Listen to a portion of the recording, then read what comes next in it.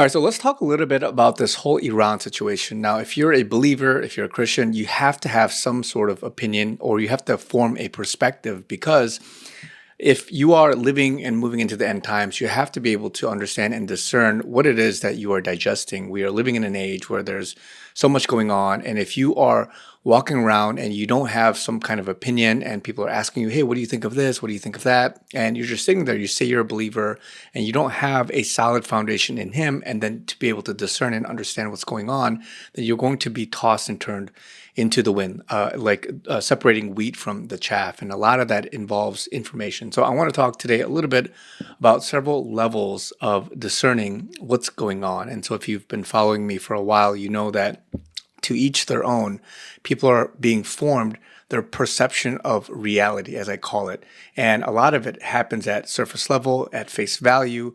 But again, as we know, and we've seen from the last even 10 plus years or even longer, that what is being formed can be based on some nation, it could be based on news, it could be based on the loudest voice in the room. And what you have as your perception of reality can be very different from what actually is reality. And so in this video, I'm going to talk a little bit about several levels of how to discern the entire Iran situation. I'm not going to talk about a lot of the facts or what's going on, what's being perceived as fake news or real news and all that, but really your sort of psychological or philosophical sort of understanding to be able to understand how to discern certain things. And so the first thing I want to talk about is how people are discerning things at surface level. And so a lot of this is black and white type of discernment. And so you're seeing a lot of people, and I'm seeing this in the comments of various videos.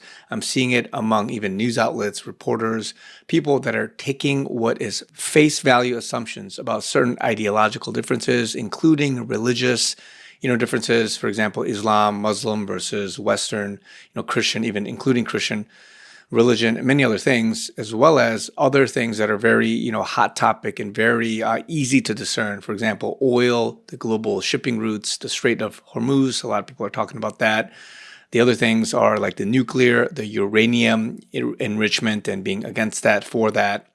And then the security of certain U.S. allies. We're seeing people supporting Israel and, in some sense, the Gulf states like Saudi Arabia, Bahrain, Kuwait, Oman, Qatar, the UAE against Iran and I don't even want to say Iran, but rather the power, the people that are influencing and that are taking control of the people of Iran. And so even Trump and some of the white hats, many other countries are talking about how they are for and support the people of Iran, but not necessarily the governance and the governing body of Iran. So these are some of the face value assumptions that a lot of people, whether you're a normie or whether you're somebody who is in some sense, quote unquote, more educated, you're discerning some of these hot topics, right? You're looking at and seeing what really is coming out of the country with regards to people celebrating with Trump and supporting him that are Iranian citizens. Just like in the U.S., you don't just blanket statement, oh, that's the U.S. people, they all think the same. No, there are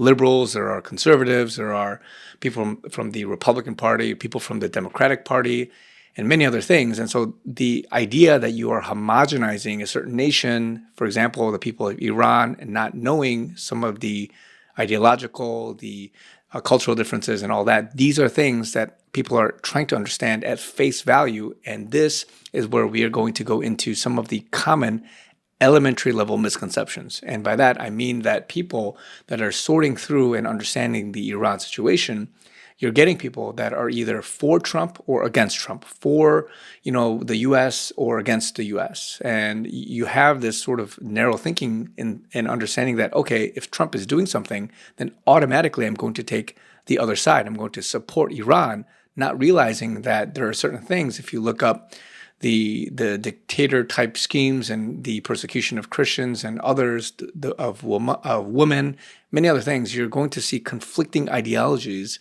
that are going to sort of challenge your paradigm. And this is where a lot of people, when you're at a common elementary level misconception of what is pro this or pro that, then you're not looking deeper. And this is where people are wrestling with this to get deeper. The other thing of a common level elementary misconception is anti-war, or and I was trying to pick the right words for this, but Trump says this a lot, but peace through strength. So a lot of us are wrestling with, okay, if I am for peace, then at certain times, is it necessary to have, in some sense, conflict or being pro-conflict to allow, I don't know, certain necessary evils to be controlled, to be, corralled in some sense. So a lot of people are being challenged by this because you haven't seen, in some sense, Trump or many others advocating for, and again, I got to be careful how I say this, advocating for war or conflict, but Trump says peace through strength. So do you take proactive steps to be able to prevent certain things or not? And this is, again, another elementary level misconception that is challenging people to say, okay, when is force necessary and when is preemptive strikes? In the case of Iran and taking down certain things, is it necessary for, in some sense, the greater good or your perception of what the greater good is? And how do you discern all that? What is the right move and all that? And so you're seeing a lot of that, in some sense, how it formed in the Old Testament and what God did, because God took the chosen people and he, and again, I'm not saying, I'm being sensitive how I say this, but he made the Israelites utterly destroy certain people because of the promise that was given to the Israelites in taking over certain land. And God, when he was dealing with sin, he allowed it to be such. And again, I'll stop there. But again, this begs the question of what are you for, or are you supposed to be for something, or when is certain things absolutely necessary? And so this is the second common elementary level misconception that people are having, where you are saying, "Oh, I'm only anti-war," or "I'm only, peace through strength." But rather, there are certain times to be one or the other in some sense. Or is there something deeper that has to be challenged in your paradigm? This third thing is if you're only Iran or you're only the US. I only support US because, I'm a patriot, or I'm a US citizen, or I'm part of the UN, or whatever it is, or I'm only supporting Iran because of blah, blah, blah, because I'm a Muslim, or I'm Islam, whatever, or I have the Gulf states in mind and all that. So all of these things, again, just like what I mentioned with the US, there are nuances, there are deeper things to be able to look at, to challenge yourself in seeing something more than this monolithic way, this homogenous way. So that's three of several common level misconceptions that I'm seeing being challenged. There's many other things, but to each their own. People are growing and understanding what's going on. Now, as you guys know, I always challenge surface level thinking and to be able to research and understand more things. So I put together something that a lot of people, especially some of the patriots, those that are researching Q, many others, they've put together to say, hey, there's something deeper that ties back to historical sort of norms and many other things before. And I'm just going to read some of this. I put this together, and this is in some sense, a summary of what other people have brought together. So some commentators online argue that the recent U.S. strategic airstrikes on Iran should not be viewed as a conventional war, but rather as a continuation of a long-standing legal and geopolitical framework dating back decades.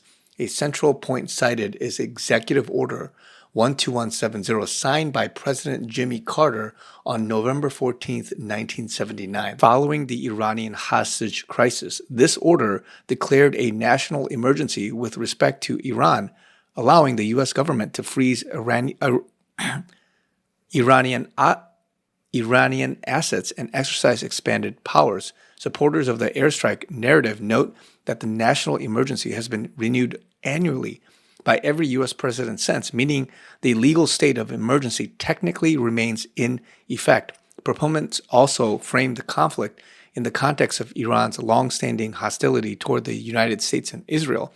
Iranian leadership has historically used slogans such as "Death to America" and "Death to Israel," which these commentators cite as evidence that Iran's strategic objectives have been openly adversarial for decades. Another major point of discussion involves the 2015 Iran nuclear deal negotiated under the Obama administration. Critics argue that the agreement involved the release of significant financial resources to Iran, often described as tens of billions of dollars in sanctions relief, as well as a controversial $1.7 to $1.8 billion payment related to a decades-old financial dispute. These critics claim the deal failed to stop Iran's nuclear ambitions. They also point to Iranian enrichment levels as evidence of the deal's alleged failure. The agreement aimed to cap Iran's enrichment at 3.67%, a level suitable for civilian nuclear energy but far below weapons-grade material. However, some recent international assessments suggest Iran has enriched uranium to much higher levels, approaching 60 to 80%, which is significantly closer to weapons-grade enrichment, around 90%. In addition, critics reference specific nuclear facilities such as Fordo, which under the agreement was supposed to halt uranium enrichment activities. Reports that enrichment activity may have resumed there are used as further evidence by these commentators that Iran did not fully comply with the intended restrictions. From this perspective, current U.S. military actions are framed not as the beginning of a new conflict, but as the result of decades of failed diplomacy and ongoing legal authorities tied to the original national emergency declaration. Some supporters of this narrative believe the strikes are part of a broader long-term strategy to prevent Iran from developing nuclear weapons and potentially destabilizing the region. The argument also emphasizes the idea that strategic military operations can be designed to target specific capabilities such as nuclear infrastructure rather than initiating a full-scale war. Finally, some commentators frame the conflict within a broader ideological or geopolitical struggle, arguing that removing or weakening Iran's current regime could eventually lead to a different political system or a liberated Iran, although this remains a speculative outcome rather than an established political objective. Now, the reason I read a lot of that was because, again, if you look deeper, a lot of people are, in some sense, getting beyond the surface level, and they're trying to understand what is it from the context of not only the Trump administration, but also going back to President Carter, even Obama, many others, regardless of left versus right. What is it that in diplomacy and policy are we dealing with here? And is it, from both sides of the aisle, that Iran having some nuclear capability is a detriment to the world? How is that being viewed and how is that being received? And do people understand that? Or are people going to have, in some sense, a knee-jerk reaction to what's going on? So again, people, are going beyond surface level. They're trying to get, historical as well as other contexts. And if you have been following me, you guys know a lot of people are talking about the executive orders and what's really going on behind the scenes. Again, it sounds more conspiracy-esque, but that is where people are trying to dig and research so that they can form a more informed opinion about what's really going on. So now I want to share a little bit about this last level of discernment. And you guys know I have like these 3 levels, and one of the last levels is enlightenment. And again, I'm saying that from the perspective of God, I believe that there's some truth to some of what's happening. And by that, I mean like whether it's conspiracy, whether it's something that we don't understand, whether you have like 1,000 different opinions or perspective on something, and maybe one of them is correct or not. It's not easy. It shouldn't be where people brush off certain things. Oh, that's a crazy conspiracy. Oh, that's something that's just unbelievable. Just because you may not believe it doesn't mean that it's not true, that it could be true.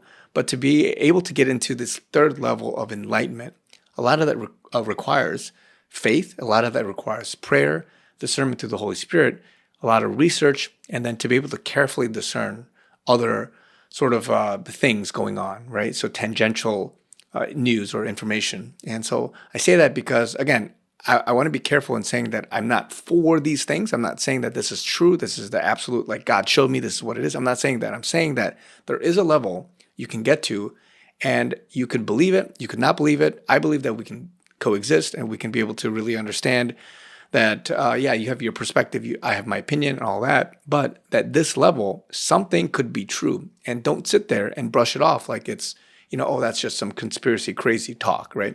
So again, with that being said, I want to share with you some of the more popular opinions of what's going on. And you guys know I talk a lot about Q as well, because there has been a lot of definitive evidence of what has happened, what he said, or what Q has said, and also what happened in the future, right? So I've been following that for many years, and a lot of it has played out to, in some sense, to a T if you're able to decode and understand the drops very well. So one of them here is that the war is actually a secret operation against the deep state. So this is one common narrative, which is that it's not really about Iran, right? This entire operation, from a optics perspective for world news and all that, is just a cover up in some sense for a deeper operation against this deep state or a global elite network that's happening. So there's a stronghold within Iran. They're taking Iran hostage in some sense. They're being told what to do. A lot of it is to dismantle some of these things. And so a lot of the U.S. strikes supposedly targeted secret underground bases or other things, whether it's in some sense human trafficking operations or weapons development like bioweapons and other things.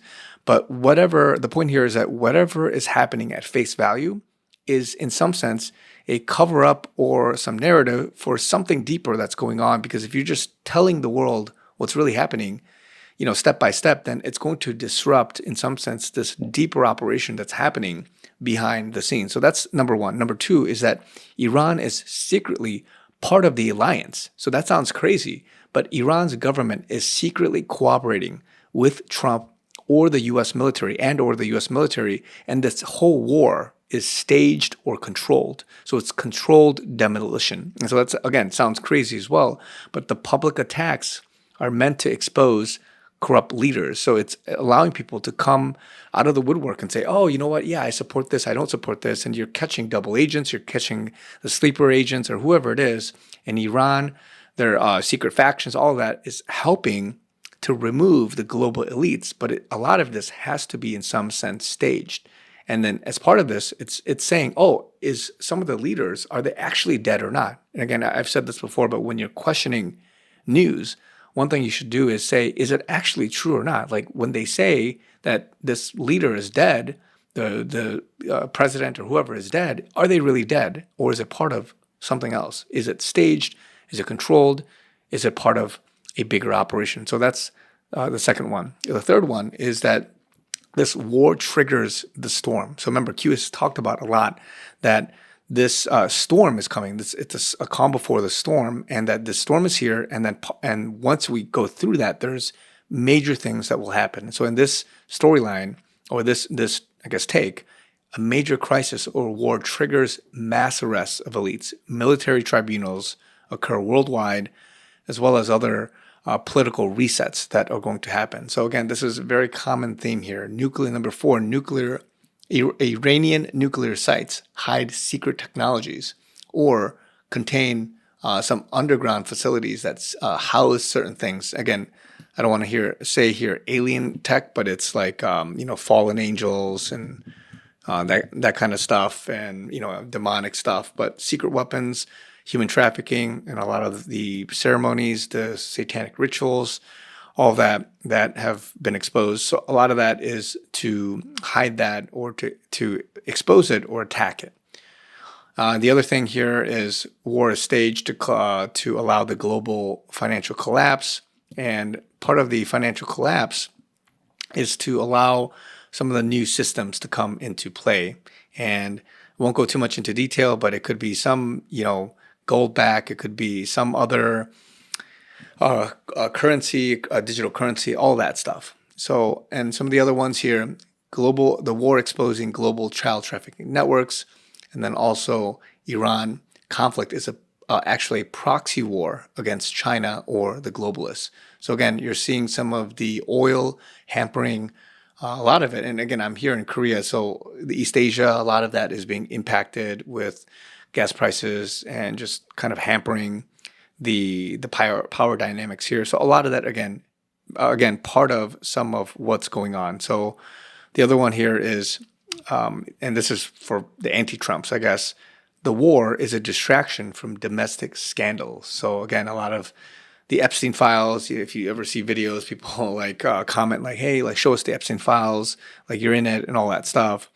And then also other corruption scandals. And you're seeing a lot of election-related stuff going on as well, but people saying that these are some distractions. So again, I just want to share all of this. I know I kind of threw the kitchen sink at a lot of you guys, but part of this is to discuss and to have, in some sense, a healthy sort of brainstorming to each their own, whether you're in your community or your church or family, whatever it is, you're discussing, this is top of mind. It's across the world, the narratives, all of that, the news is saying certain things. But what's really going on? What could be done through prayer, and what can be, in some sense, as a believer, the discernment can be exercised to have a more solid opinion of what may be the truth or what could be going on. There could be different ways to interpret it. There could be different scenarios that are all true in some sense. But what is it that is happening, and want to challenge your guys' thinking and also give you guys, in some sense, a flavor of a lot of things that I've been seeing, what I've been reading, and just kind of put pen to paper here. And so let me know what you guys think in the comments down below. What is it that is happening? What are your thoughts? How are you discerning and receiving this? What has the Lord shown you? And what should we be doing as believers to kind of go beyond what we should discern at face value for optics, for at surface value, surface level, and all of that. So let me know. Love you guys. More to come. Talk to you guys very soon.